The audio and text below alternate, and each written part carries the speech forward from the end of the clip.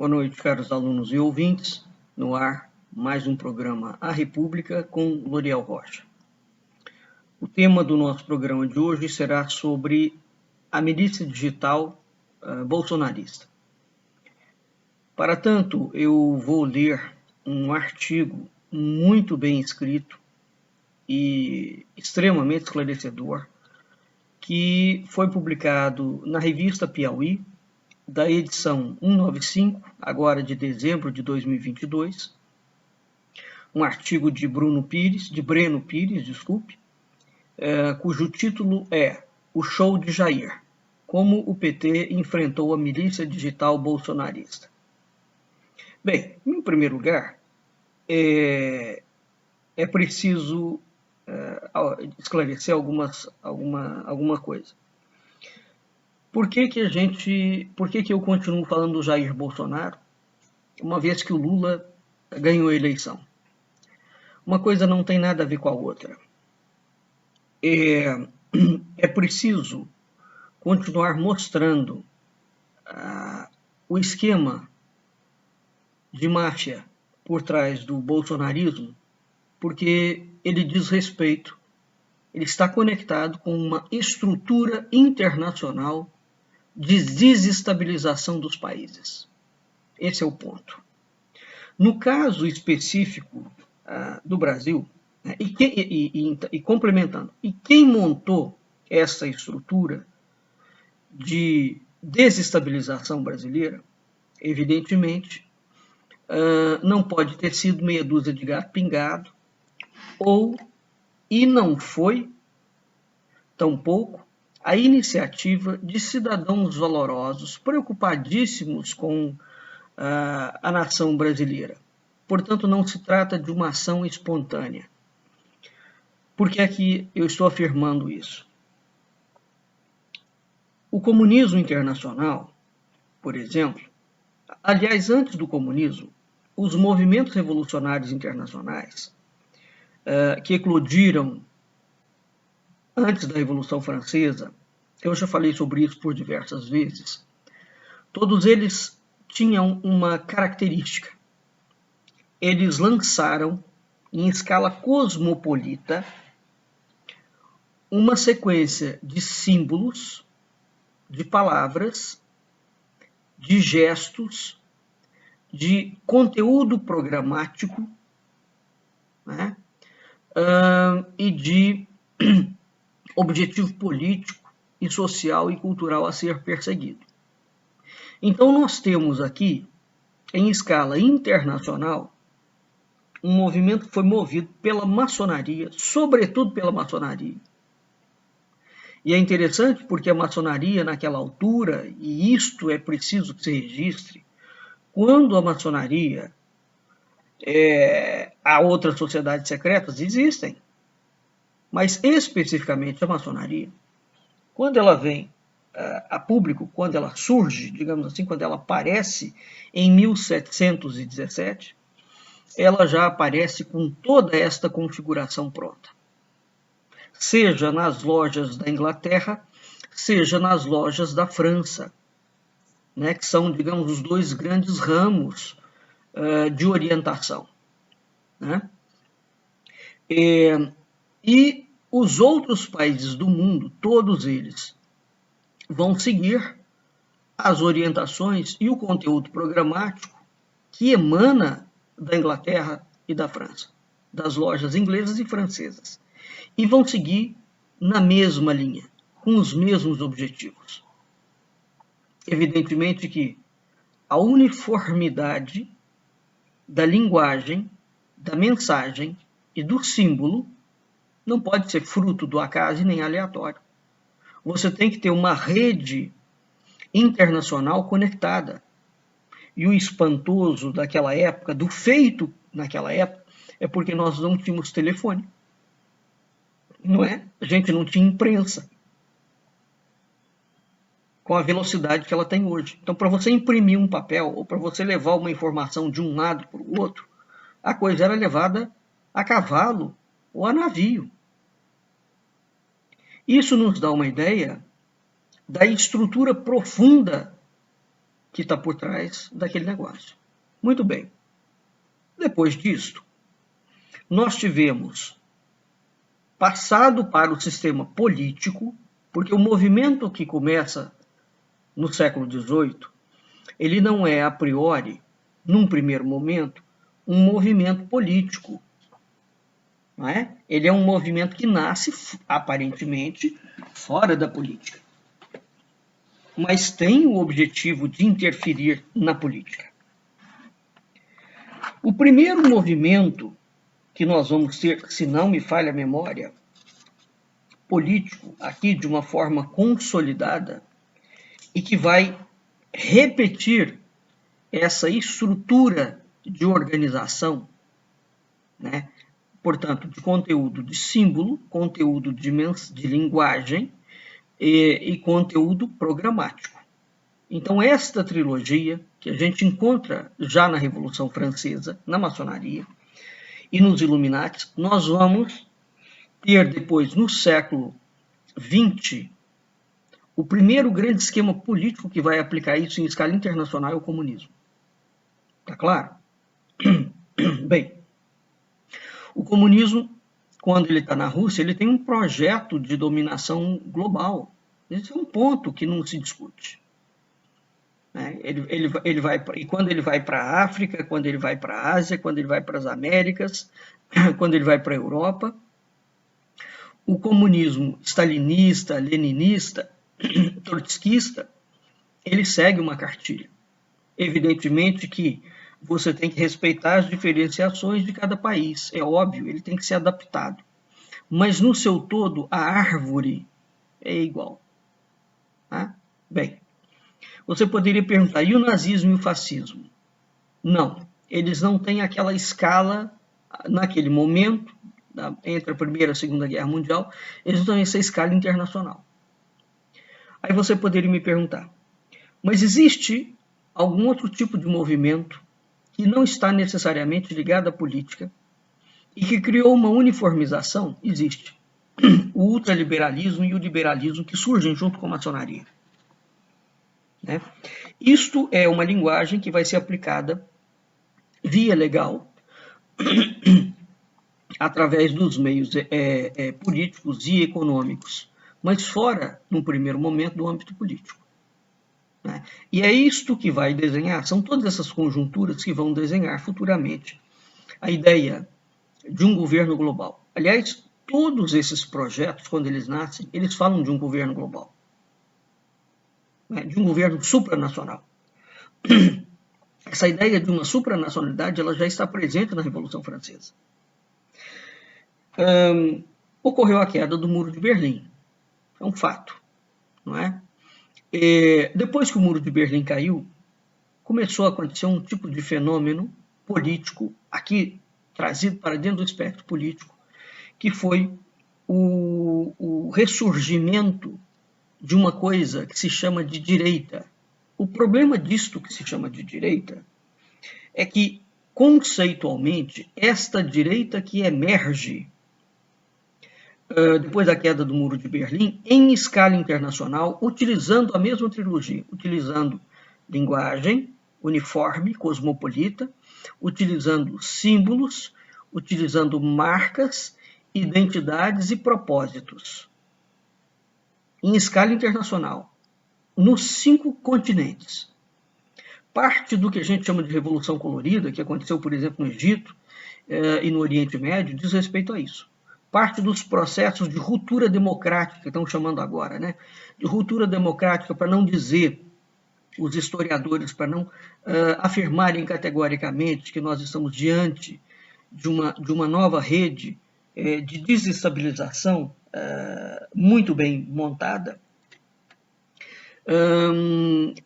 nós estamos vendo o mesmo movimento. O problema é que isso que está sendo chamado de direita não é uma direita no sentido tradicional. Né? E é uma direita que incorporou os conceitos da esquerda. Tá?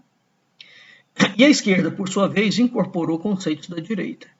Então nós temos, eu já fiz post sobre isso, falando sobre as grandes cabeças, não os principais, mas as grandes cabeças mais conhecidas do mundo inteiro, os grandes intelectuais, que já falaram sobre esses assuntos, ou seja, hoje em dia não é possível mais, ideologicamente falando, em termos programáticos, você dizer que existe direita e esquerda, né? Mas a gente ainda continua trabalhando com esses conceitos. Bem, por que eu estou fazendo essa introdução? Porque o caso do Brasil está inserido exatamente nisto. 1822, o que aconteceu, a ruptura política, o golpe político do Brasil, da independência, nunca foi enquadrado dentro de um esquema internacional. Ele sempre foi visto como uma coisa isolada, o que é uma mentira e uma empulhação da historiografia brasileira. O que está acontecendo agora com o governo Jair Bolsonaro, evidentemente, não foi criado por esse miliciano tosco, psicopata e claramente oligoide. Ele é um indivíduo incapacitado, sobre um certo aspecto. Ele não é liderança de absolutamente nada. Agora, ele é um agente da destruição. Perfeito.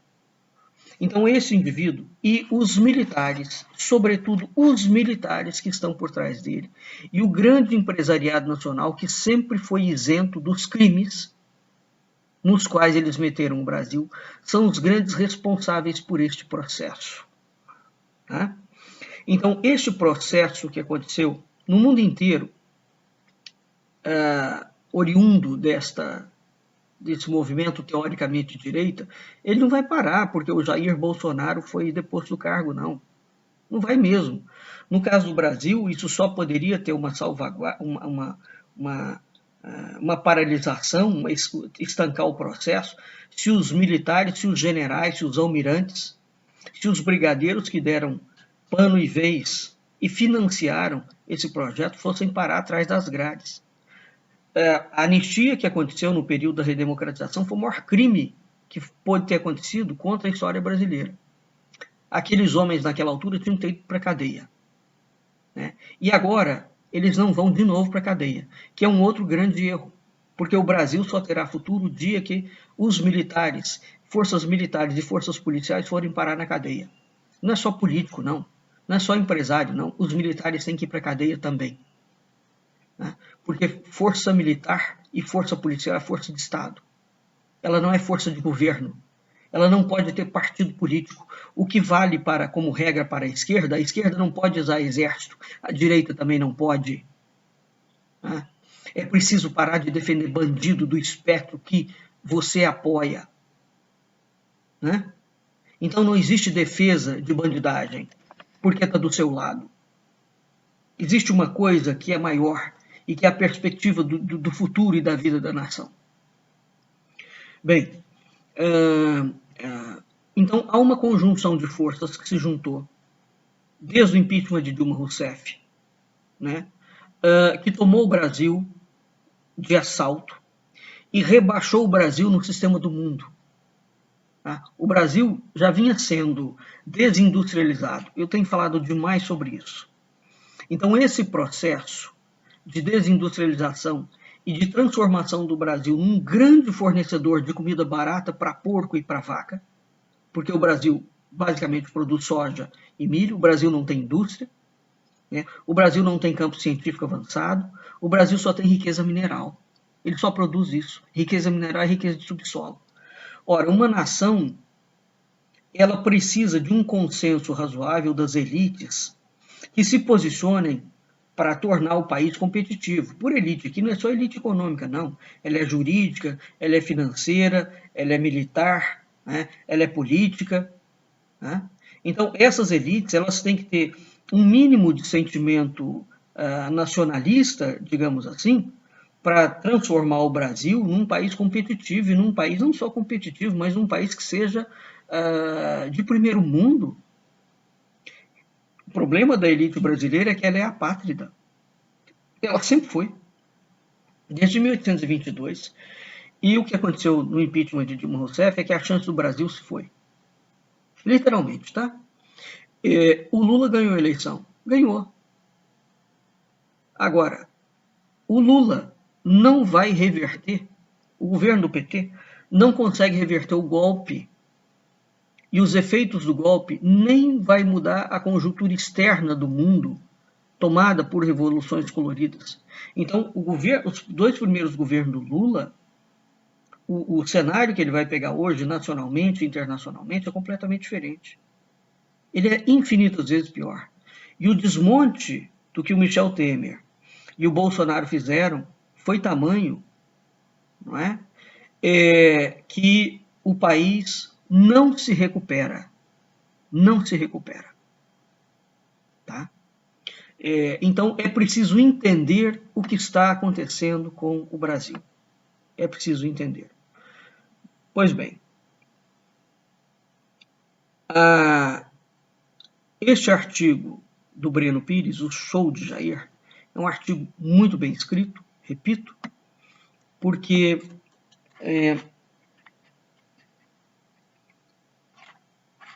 ele mostra essa rede internacional chamada de extrema-direita, que está agindo no mundo inteiro da mesma forma, inclusivamente botando nomes idênticos aos movimentos, ouvindo as mesmas lideranças.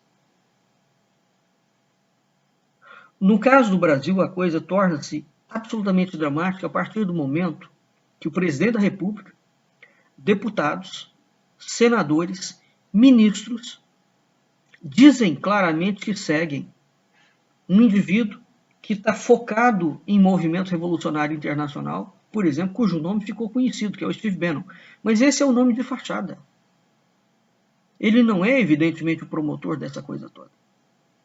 Mas só o fato de você ter um indivíduo ligado à conspiração internacional, ligado à presidência da República, a ministros, senadores e deputados, e a justiça brasileira não botar essa gente presa, isso já denota um outro processo. Nos Estados Unidos, o Trump foi preso. O Trump não, o Bannon foi preso. Evidentemente, uma vez que você mostra que o país está submetido a uma interferência internacional de revolução, de desestabilização política, isso não é uma brincadeira. Bem, então a primeira coisa a ser entendida, não é? Nós estamos diante de um esquema internacional de desestabilização dos países. A pergunta é, por quê? Ou a quem interessa a mudança de regime? Porque se você muda de regime, você muda os sistemas de contrato, você muda o sistema legal. Para favorecer o quê e quem? É isso que é preciso da gente entender. Essa gente que está pagando para fazer revolução, eles pretendem obter qual lucro disso? Então, o que o Brasil tem e o que o Brasil significa, posicionado na América do Sul? Então, qual é a posição geográfica do Brasil e qual é o capital econômico que o Brasil tem? Para que ele seja foco de um levante internacional. Não é? É isso que a gente precisa de perguntar. Bem, porque se a gente não entender os interesses que estão por trás e para onde a coisa vai ser levada, fica difícil. Fica-se simplesmente nessa dialética tosca de petismo contra bolsonarismo. Eu não sou eleitor do Lula e nunca fui. E nem do Bolsonaro. Entretanto, evidentemente, o Lula era, no momento, o único político que poderia romper esse processo. E rompeu. Mas, repito, ele não reverterá o processo. Porque o estrago que foi feito, que vem desde o governo do Michel Temer, foi mais do que profundo. A coisa é muito séria. Né? Bem, eu vou começar a ler o artigo aqui. Quando eu achar necessidade, eu faço algum comentário. Quando tomou o voo de Portugal para o Brasil, o casal Fernanda Sarquis e Marcos Nogueira trazia uma bagagem preciosa. Brasileiros, ela mestra em comunicação política pela Universidade do Porto, e ele sociólogo, Sarquis e Nogueira, haviam feito um mapeamento da extrema-direita portuguesa no universo digital que ajudou o Partido Socialista a conquistar uma inesperada maioria nas eleições legislativas do início do ano. Enquanto cruzavam o Atlântico, no mês de fevereiro, a campanha no Brasil estava longe de começar, mas o PT já andava às tontas com um desafio enorme: como enfrentar a milícia digital de Jair Bolsonaro, que se provou tão eficaz na eleição de 2018. Baseados na experiência em Portugal, Sarquis e Nogueira achavam que tinham a resposta. Então preste atenção a isso. Eles já tinham feito um trabalho mapeando a extrema-direita portuguesa no universo digital. Essa extrema-direita conquistou nacos políticos expressivos dentro de Portugal. Tá? Essa extrema-direita conquistou nacos na Espanha, conquistou na França, conquistou na Itália, conquistou na Hungria, tá bem? Conquistou, agiu da mesma forma nos Estados Unidos e botou o Trump no poder. Muito bem, é o mesmo esquema, funciona da mesma forma. Só isto nos dá uma ideia de que nós estamos diante de uma estrutura única. Evidentemente que essa estrutura é adaptada, ela tem que ser adaptada, ajustada às diferenças dos países e às necessidades, mas a estrutura é igual. E eles vão mostrar como funciona o esqueleto, o arcabouço, né? Quais são as vigas e as colunas que sustentam esse edifício. Em Brasília, você poderia argumentar, o PT tinha uma rede de milícia digital. Tinha. Tinha sim, mas não era nada igual a isso. Nada, hein? O PT pagava blog? Pagava. E era tudo incorreto o que o PT fazia. Era tudo ilegal. Era projeto autoritário de poder. E a extrema-direita brasileira faz a mesma coisa e não configura projeto autoritário de poder? Configura sim, senhor. Só que tem um detalhe: o PT não estava conectado com nenhuma fonte internacional de movimento. Eis o ponto, hein? Então vamos entender, desde 1822, segundo a minha leitura, esta é a terceira vez que nós temos em escala internacional a mesma aplicação da mesma lógica simbólica e do mesmo procedimento. Foi com maçonaria, foi com comunismo, foi com o liberalismo, é a quarta vez, desculpe, e foi agora com os movimentos da extrema-direita. Bem, em Brasília, o casal começou a participar de discussões sobre o funcionamento da extrema-direita. Trocaram ideias com líderes de alguns partidos, mas estavam mais interessados no PT por achar que a candidatura de Lula era a única capaz de enfrentar Bolsonaro com sucesso. Então veja, aí ele estava interessado em vender o funcionamento. É um comércio. Estou vendendo minha pesquisa aqui. E tudo bem, está vendendo a pesquisa. É um jogo aberto. De início, o núcleo político petista ficou na dúvida sobre como a abordagem do casal poderia ser útil na comunicação do partido e na ação política. Mas as conversas prosseguiram até que houve uma reunião com o advogado Ângelo Ferraro, ex-assessor jurídico do governo de Dilma Rousseff e sócio de Eugênio Aragão, que ocupou o cargo de ministro da Justiça nas vésperas do impeachment da petista. Ferraro e Aragão operaram a área jurídica da campanha presidencial de Fernando Haddad em 2018 e estavam escalados para exercer a mesma função na campanha de Lula. Associados ao escritório de Cristiano Zanin, o advogado que tomou conta dos processos de Lula na Lava Jato, eles queriam abrir uma trincheira jurídica contra a milícia digital bolsonarista.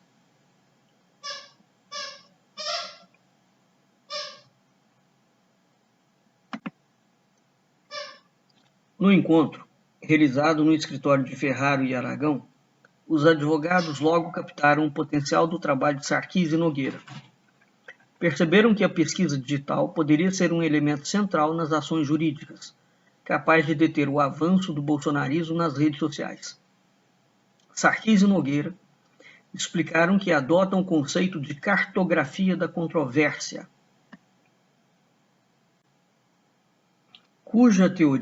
cuja base está na teoria ator-rede do pensador francês Bruno Latour, recentemente falecido. Essa cartografia da controvérsia, ela foi utilizada como um grande experimento na Itália, viu? Que é o país, digamos, que capitaneou ou impulsionou isso em larga medida dentro da Europa. Itália, hein? Onde está o Vaticano. Na pesquisa em Portugal, o casal incorporou a ideia de que, para compreender bem um ator, é preciso analisar seu comportamento em rede. A partir dessa premissa, construíram extensos mapas de interação de atores da extrema-direita portuguesa, decodificando como, por meio das redes, eles amplificavam seu discurso e suas mensagens. Veja bem, deixa eu ler aqui um outro parágrafo, depois eu faço uma parte aqui. Em termos mais técnicos, investigaram como uma rede transnacional, sob uma coordenação central, opera na ocupação do espaço digital, de modo a fazer muito mais do que disseminar fake news. Ela vai construir toda uma realidade paralela. Nesse mundo à parte, as premissas são falsas e a desinformação se multiplica em diversas camadas. Não se trata apenas de inventar uma mentira e martelá-la diante de uma plateia politicamente disponível.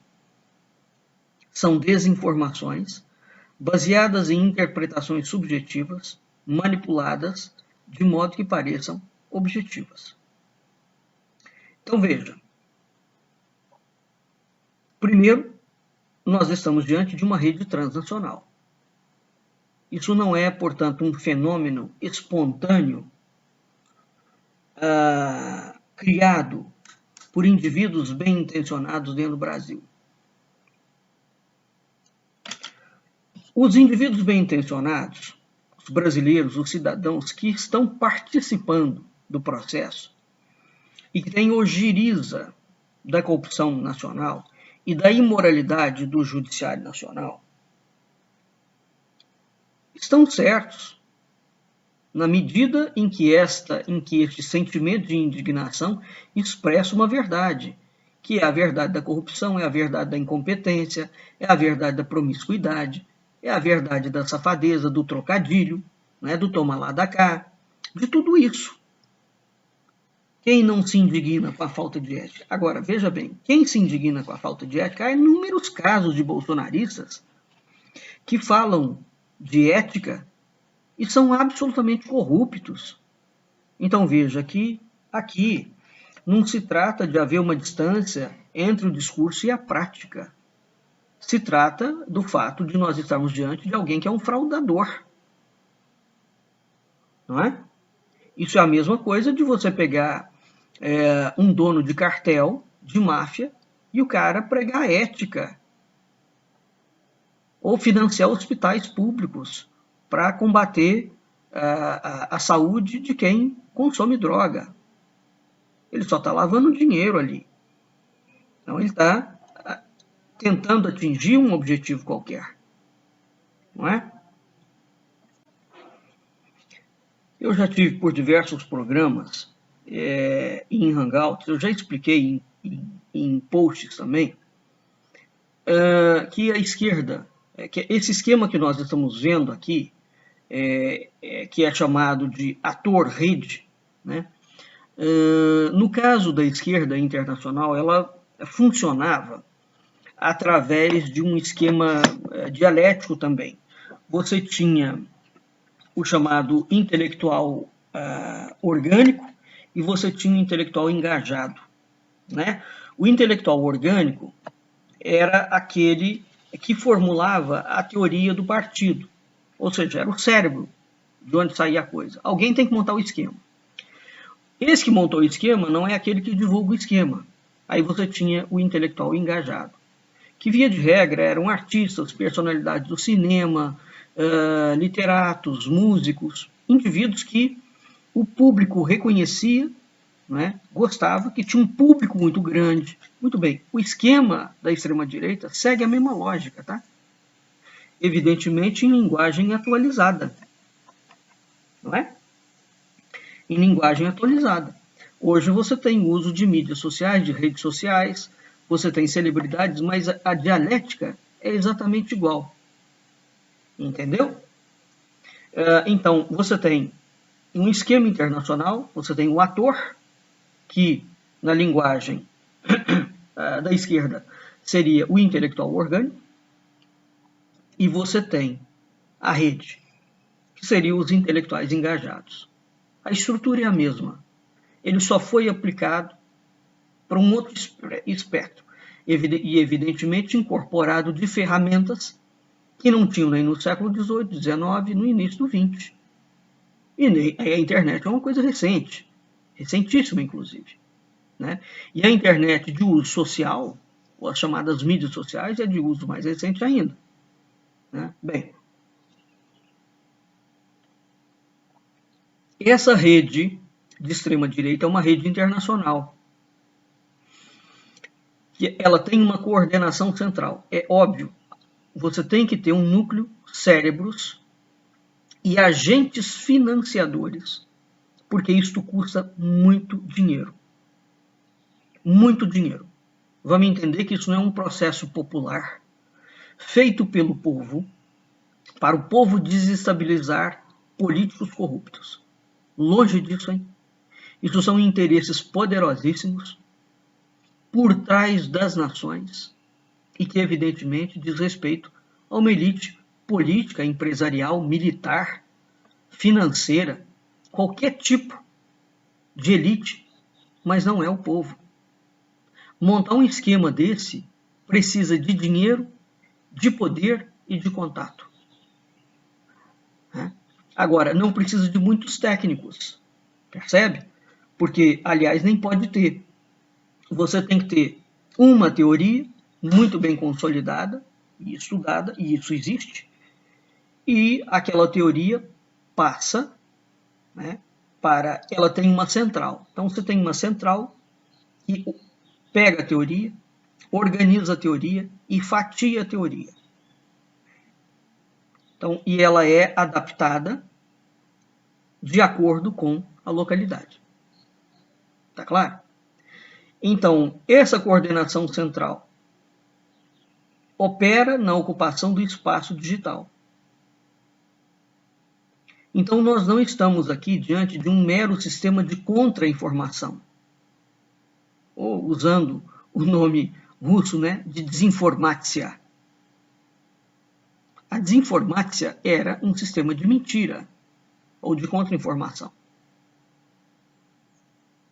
Aqui juntou-se, isso é um upgrade, juntou-se a desinformácia, né, e uma outra estrutura do campo literário, que são as chamadas utopias e as distopias. Qual é a diferença entre utopia e distopia? Utopia é quando, literariamente, você está lendo um livro e você sabe que ele está descrevendo um lugar imaginário. Pronto. Você sabe que aquele lugar não existe. Ele não faz parte da realidade.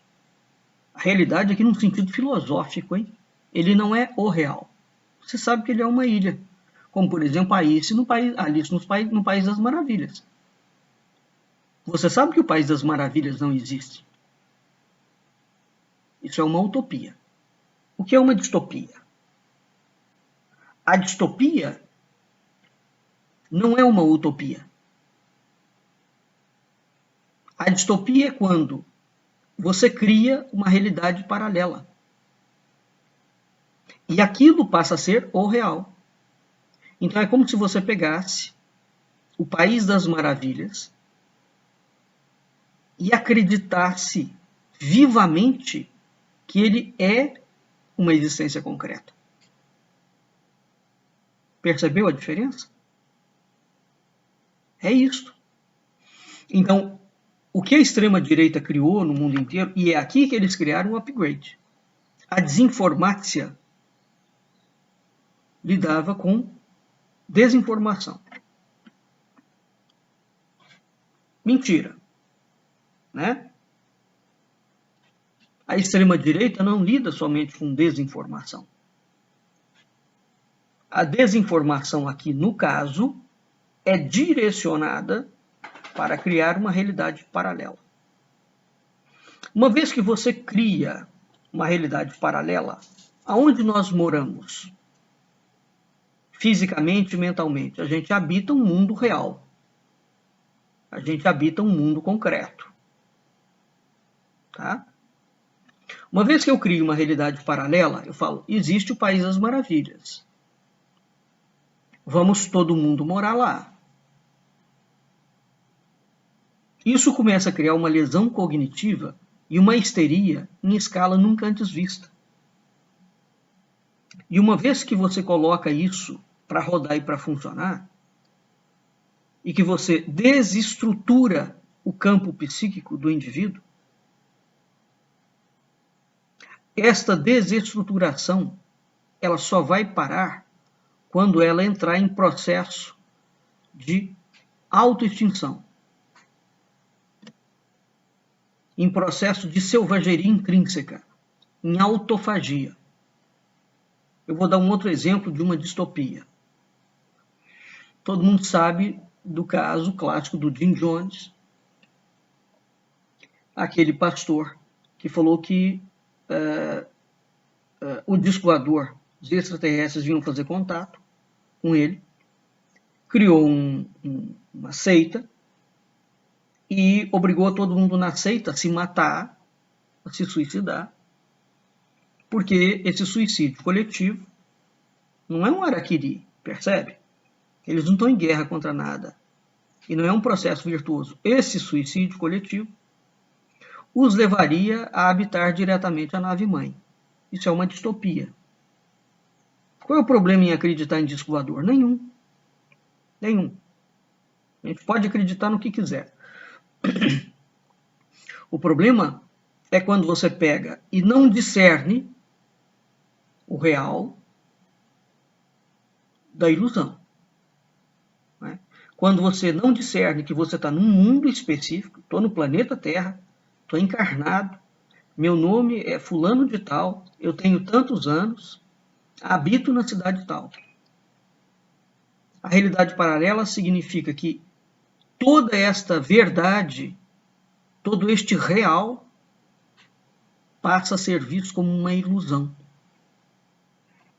E ele passa a ser visto como algo que é pernicioso e que eu tenho que me empenhar para poder destruir. Literalmente.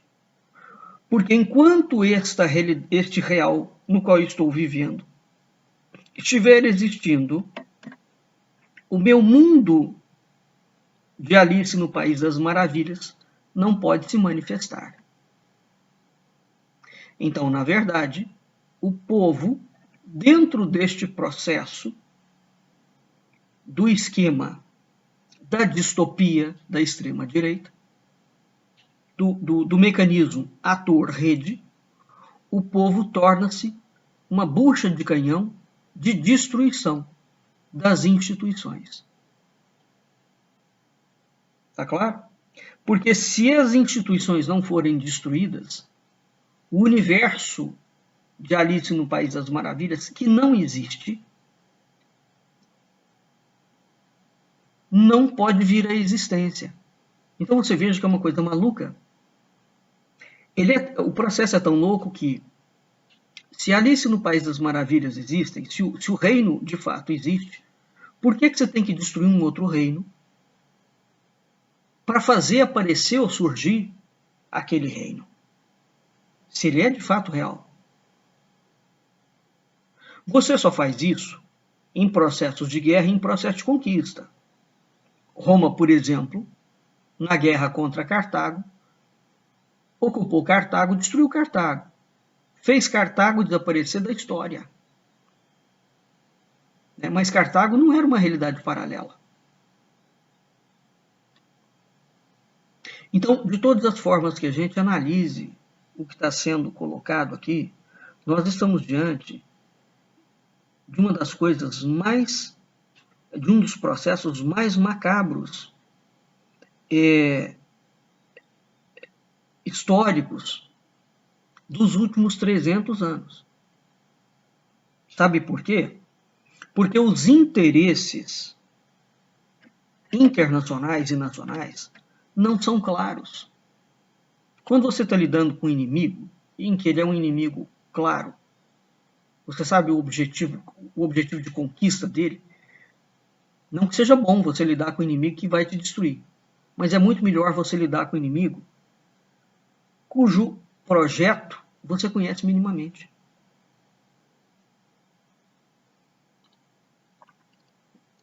Qual é o objetivo de uma elite? O que ela pretende alcançar quando ela promove revoluções coloridas? Usa o povo como bucha de canhão, que vai entrar num processo de distopia coletiva e que só vai parar quando eles próprios começarem a se matar. Veja, eu vou dar aqui um outro exemplo. Está povoado nas mídias sociais, mas povoado, tinha que fazer, eu não tenho tempo de fazer isso, mas era muito preciso fazer um levantamento dos vídeos, dos posts, das loucuras que esses bolsonaristas têm postado. Algumas me chamaram, que eu vi, evidentemente, me chamaram especialmente a atenção. Um foi o caso daquele uso dos celulares, tudo no Rio Grande do Sul, no sul do país, fazendo contato com extraterrestre, para a nave-mãe chegar, para interferir no sistema político brasileiro. Bom, então eles resolveram fazer contato imediato, usando luz do celular. A coisa, esse mesmo grupo e gente ligada a eles, tempo depois, está de frente a um quartel e aí chega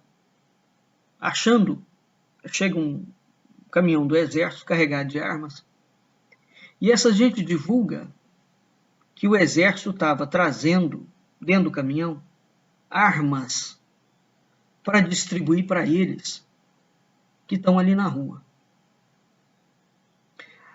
Além de acreditar, eles ficaram muito furiosos porque o exército os traiu, o exército não distribuiu as armas. Se o exército tivesse na iminência da hipótese, da probabilidade do exército distribuir as armas, o que esse conjunto de cidadãos faria com as armas? Eles sairiam atirando em todo mundo? Eles sairiam matando em quem não votou no Bolsonaro? Ou matando quem votou no Lula? O que essa gente pensa? Você poderia falar para mim, L'Oréal, mas isso não aconteceria. Aconteceria sim. A gente não viu aquela deputada bolsonarista, que é uma miliciana digital perigosíssima, a noiva do bode, a que casou dentro da maçonaria, e cujo casamento foi uma presepada porque tinha inclusive generais e militares fazendo flexão dentro da maçonaria. Aquilo foi uma cena. Eu vou te dizer, o Brasil nós temos sido obrigados a assistir coisas que eu nunca vi e acho que não é possível de ser visto em nenhum outro país do mundo.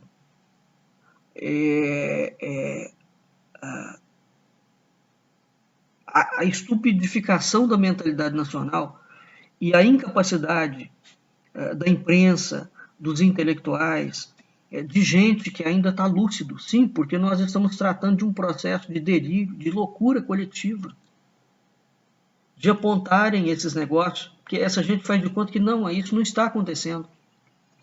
É como o Frajola e o Piu-Piu. O Piu-Piu olha para o lado e fala, eu acho que eu vi um gatinho. Não, você não acha que viu um gatinho. Tem um gatinho do seu lado e o gatinho está abrindo a boca para te comer. É simples assim. Então a gente não está achando que está vendo uma deputada casar dentro da maçonaria. Ela casou dentro da maçonaria. A gente não está vendo igual aquele outro, aquele Major Olímpio que morreu quando foi eleito, e eu denunciei isso. O cara tinha sido eleito. Aos abraços e aos beijos, dizendo que agora ia levar para dentro do Congresso Nacional todos os objetivos da maçonaria. Ué, a maçonaria é uma sociedade secreta.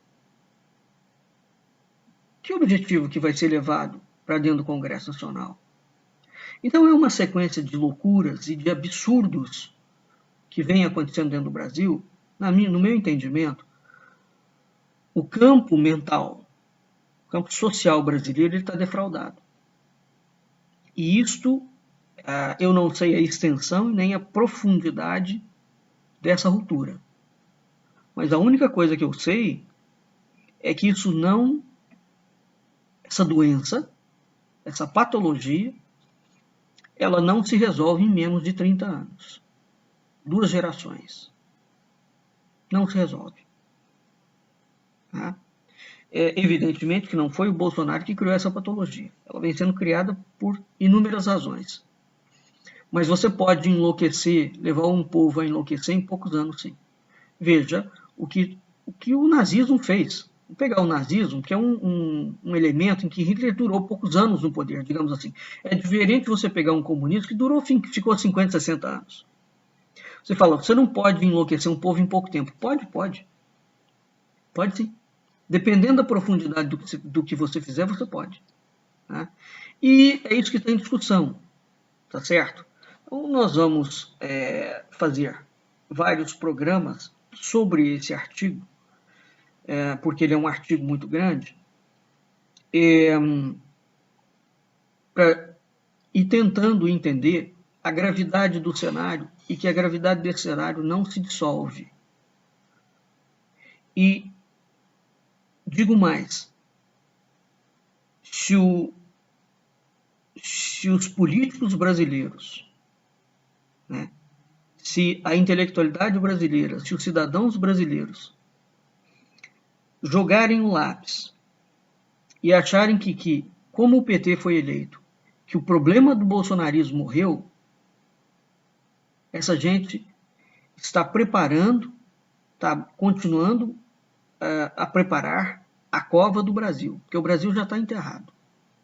Ele vai ser enterrado cada vez mais. É preciso enfrentar o problema que se criou, e foram as elites brasileiras que criaram, dentro da nação brasileira. Não se trata de polarização política. A questão aqui não é polarização política. Nós estamos diante de um projeto transnacional, revolucionário, de implantação de distopia coletiva. E essa distopia vai atender a interesses escusos e ocultos. Bem, então, deixa eu finalizar essa primeira parte aqui. Então, em termos mais técnicos, investigaram como uma rede transnacional, sob uma coordenação central, opera na ocupação do espaço digital, de modo a fazer muito mais do que disseminar fake news, construir toda uma realidade paralela. Nesse mundo à parte, as premissas são falsas e a desinformação se multiplica em diversas camadas. Não se trata apenas de inventar uma mentira e martelá-la diante de uma plateia politicamente disponível. São desinformações baseadas em interpretações subjetivas, manipuladas de modo que pareçam objetivas. Apesar do linguajar algo obscuro, os advogados entenderam a importância da proposta para a atuação jurídica e contrataram o casal por conta própria. Assim começou um trabalho que, fundindo pesquisa digital com argumento jurídico, pela primeira vez conseguiu neutralizar parcialmente a milícia digital bolsonarista. Eu vou ficando por aqui, e essa é a primeira parte dessa nossa aula. E como o artigo é muito longo, vamos ver se eu consigo finalizar numa segunda aula, e se for preciso, nós vamos para uma terceira, tá bem? Mas acompanhe aqui no nosso canal e fique conosco, ouvindo atentamente e anotando as informações que a gente vai passando, para que você faça as suas próprias pesquisas e teça o seu próprio raciocínio. Até o nosso próximo encontro.